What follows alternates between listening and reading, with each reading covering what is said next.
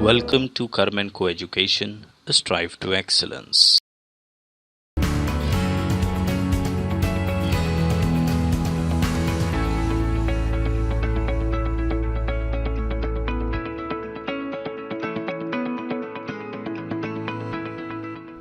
Yes, sir.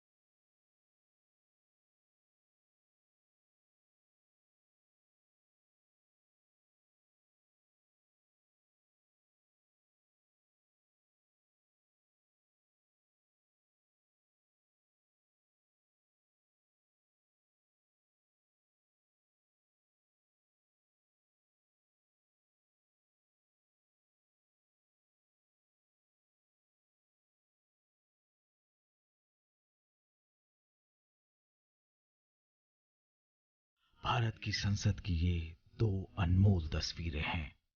एक तरफ जहां 100 बरस से ज्यादा पुरानी विरासत खड़ी है जो गुलामी से आजादी के सफर की गवाह है, तो दूसरी तरफ आधुनिकता की मिसाल ये बुलंद इमारत।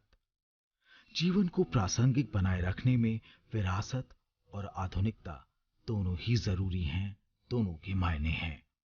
भारतीय लोकतंत्र के लिए आज एक ऐतिहासिक दिन है। कहते हैं समय का प्रवाह जब आगे बढ़ता है तो बदलाव लाता है, और आज उसी बदलाव के साक्षी हम और आप बने हैं। देश का जन जन बना है। ऐसे सुखद क्षण जिसके साक्षी हम जीवन काल में शायद एक ही बार बन पाते हैं। संसद के पुराने भवन में सभी के लिए अपने कार्यों को पूरा करना कितना मुश्किल हो रहा था, ये हम सभी जानते हैं। टेक्नोलॉजी से जुड़ी समस्याएं थी, बैठने की जगह से जुड़ी चुनौती थी। इसलिए ही बीते 1.5-2 दशकों से ये चर्चा लगातार हो रही थी कि देश को एक नए संसद भवन की आवश्यकता है। और हमें ये भी देखना होगा कि आने वाले समय में सीटों की संख्या बढ़ेगी, सांसदों की संख्या बढ़ेगी। आज देश के लिए संसद के नए भवन का अवतरण गौरव से भरा हुआ है। कहा जाता है कि आज का बोया हुआ कल दिखता है। ऐसे ही आज की चुनौतियां आने वाले कल में अवसर बन जाती हैं, और ऐसे अवसर अगर आत्मसात किए जाएं तो किसी बड़े बदलाव की जमीन बन जाते हैं। कई बार अतीत भी इसी राह हमारे सामने आ खड़ा होता है, और ये सुखद संयोग ही नहीं है कि नए भवन में देश के तमाम प्रतीक रोशन हुए हैं। लोकसभा का आंतरिक हिस्सा, यहां भी देखिए, यहां भी देखिए, राष्ट्रीय पक्षी मोर पर आधारित है। राज्यसभा का आंतरिक हिस्सा राष्ट्रीय फूल कमल पर आधारित है। और संसद के प्रांगण में हमारा राष्ट्रीय वृक्ष बरगद भी है। हमारे देश के अलग अलग हिस्सों की जो विविधता है, इस नए भवन ने उन सबको समाहित किया है। संसद का नया भवन भारतीय मेधा का प्रतिफल है। चाहे वो तकनीक हो, वास्तुकला हो या फिर संसाधन हो, तो संसद के नए भवन के शुभारंभ के साथ ही आजादी के अमृतकाल की नई इबारत भी लिखी जा चुकी है। ब्यूरो रिपोर्ट, संसद टीवी।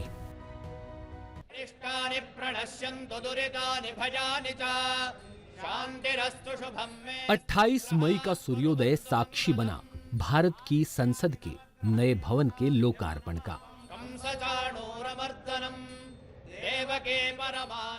अमूमन सुबह जिस समय संसद के प्रांगण में शांति रहती है, वहां आज खुशगवार चहल पहल थी। प्रधानमंत्री नरेंद्र मोदी के संसद भवन परिसर में पहुंचने के बाद माहौल पूरी तरह से बदल गया। सधे हुए कदमों से प्रधानमंत्री नरेंद्र मोदी आगे बढ़े।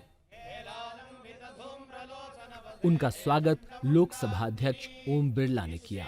उसके बाद प्रधानमंत्री ने राष्ट्रपिता महात्मा गांधी की प्रतिमा पर पुष्प अर्पित किए। लोकसभा अध्यक्ष ने भी राष्ट्रपिता की प्रतिमा पर पुष्प अर्पित किए।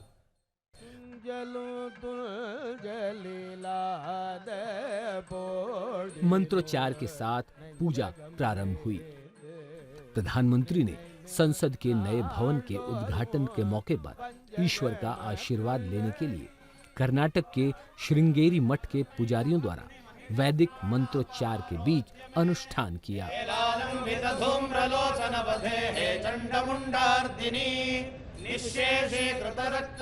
पूजा के बाद प्रधानमंत्री ने सेंगोल को दंडवत प्रणाम किया और हाथ में पवित्र राजदंड लेकर तमिलनाडु के विभिन्न अधिनामों के पुजारियों का आशीर्वाद लिया।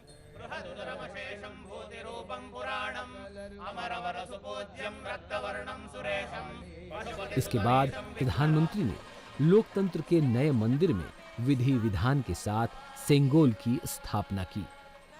सेंगोल का इतिहास आधुनिक तौर पर भारत की आजादी से जुड़ा है, तो इसकी प्राचीनता की कड़ियां चोल राजवंश से भी जुड़ती हैं। इसे राजाओं के राजदंड के तौर पर भी जाना जाता है। संसद की इस नई इमारत में पवित्र सेंगोल की भी स्थापना हुई है।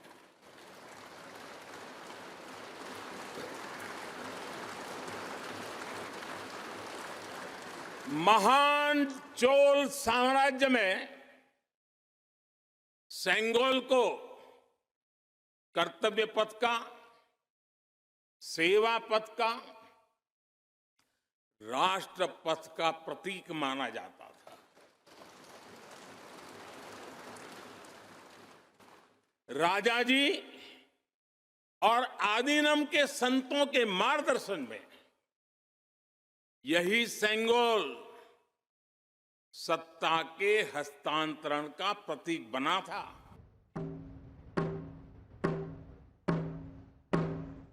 संसद के नए भवन के उद्घाटन के मौके पर सर्वधर्म प्रार्थना सभा का भी आयोजन किया गया।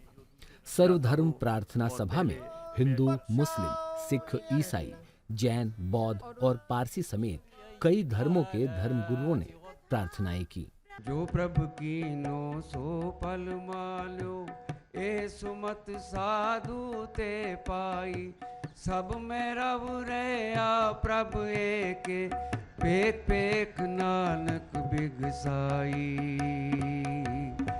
प्रधानमंत्री नरेंद्र मोदी ने संसद के नए भवन के निर्माण में काम करने वाले श्रमवीरों से मुलाकात की। उन्होंने भवन के निर्माण में योगदान देने वाले श्रमिकों को पारंपरिक शॉल से सम्मानित किया। इस संसद भवन को बनाने वाले श्रमिकों के एक समूह से मिला हूं। इस संसद भवन ने करीब 60,000 श्रमिकों को रोजगार देने का भी काम किया है। उन्होंने इस नई इमारत के लिए अपना पसीना बहाया है। मुझे खुशी है कि इनके श्रम को समर्पित एक डिजिटल गैलरी भी संसद में बनाई गई है और विश्व में शायद ये पहली बार हुआ होगा। इस दिन को यादगार बनाने के लिए प्रधानमंत्री ने 75 रुपए का विशेष सिक्का भी जारी किया। ब्यूरो रिपोर्ट, संसद टीवी।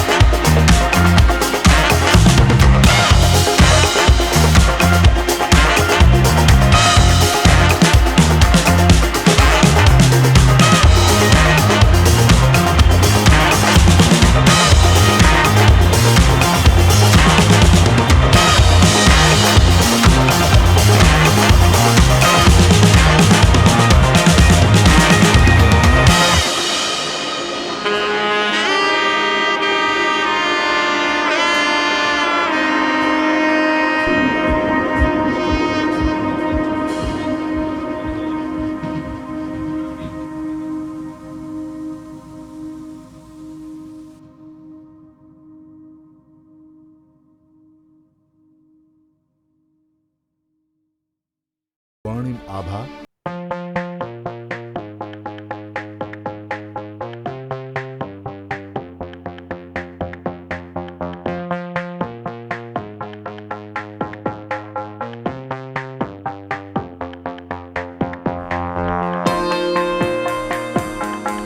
रिपोर्ट संसद टीवी।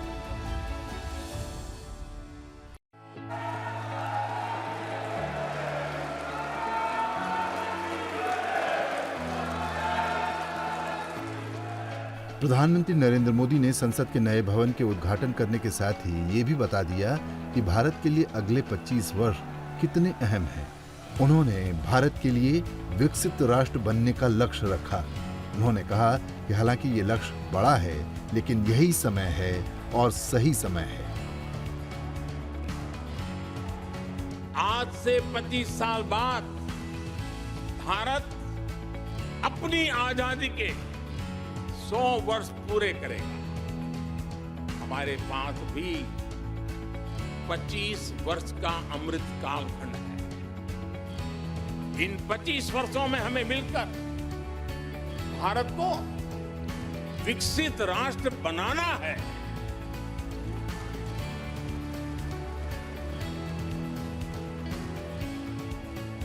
लक्ष्य बड़ा है, लक्ष्य कठिन भी है, लेकिन हर देशवासी को आज इसके लिए जी जान से जुटना ही है। नए प्रण लेने हैं, नए संकल्प लेने हैं, नई गति पकड़नी है। और इतिहास गवाह है कि हम भारतीयों का विश्वास सिर्फ भारत तक ही सीमित नहीं रहता। हमारी आजादी की लड़ाई ने दुनिया के बहुत सारे देशों में उस समय एक नई चेतना जागृत कर दी। हमारी आजादी की लड़ाई से भारत तो आजाद हुआ ही, साथ ही कई देश आजादी की राह पर चल पड़े। लोकतंत्र में सरकार जनता के लिए जवाबदेह होती है। संसद के नए भवन के उद्घाटन के मौके पर प्रधानमंत्री नरेंद्र मोदी ने पिछले 9 साल में देश में आए बदलावों के आंकड़ों को भी साझा किया। ये 9 साल भारत में नव निर्माण के रहे हैं, गरीब कल्याण के रहे हैं। आज हमें संसद की नई इमारत के निर्माण का गर्व है। तो मुझे पिछले 9 साल में गरीबों के 4 करोड़ घर बनने का भी संतोष। आज जब हम इस भव्य इमारत को देखकर अपना सर ऊंचा कर रहे हैं, तो मुझे पिछले 9 साल में बने 11 करोड़ शौचालयों का भी संतोष है, जिन्होंने महिलाओं की गरिमा की रक्षा की, उनका सर ऊंचा कर दिया। आज जब हम इस संसद भवन में सुविधाओं की बात कर रहे हैं, तो मुझे संतोष है कि पिछले 9 साल में हमने गांवों को जोड़ने के लिए 4 लाख किलोमीटर से भी ज्यादा सड़कों का निर्माण किया। आज जब हम इस इको फ्रेंडली इमारत को देखकर खुश हैं, तो मुझे संतोष है कि हमने पानी की एक एक बूंद बचाने के लिए 50,000 से ज्यादा अमृत सरोवरों का निर्माण किया। आज जब हम इस नए संसद भवन की लोकसभा और राज्यसभा को देखकर उत्सव मना रहे हैं, तो मुझे संतोष है कि हमने देश में 30,000 से ज्यादा नए पंचायत भवन भी बनाए हैं। प्रधानमंत्री नरेंद्र मोदी ने कहा कि अगर देश को नई ऊंचाइयों पर ले जाना है, तो खुद को पीछे रखकर देश को आगे रखना होगा। सबको अपने व्यवहार से उदाहरण पेश करना होगा, लगातार खुद से सुधार करना होगा, नए रास्ते का निर्माण करना होगा। प्रधानमंत्री ने कहा कि भारत अपनी विविधताओं के लिए जाना जाता है। चुनौतियों को पार करने वाले देश के तौर पर पूरी दुनिया भारत की शक्ति को मानती है। ब्यूरो रिपोर्ट, संसद टीवी।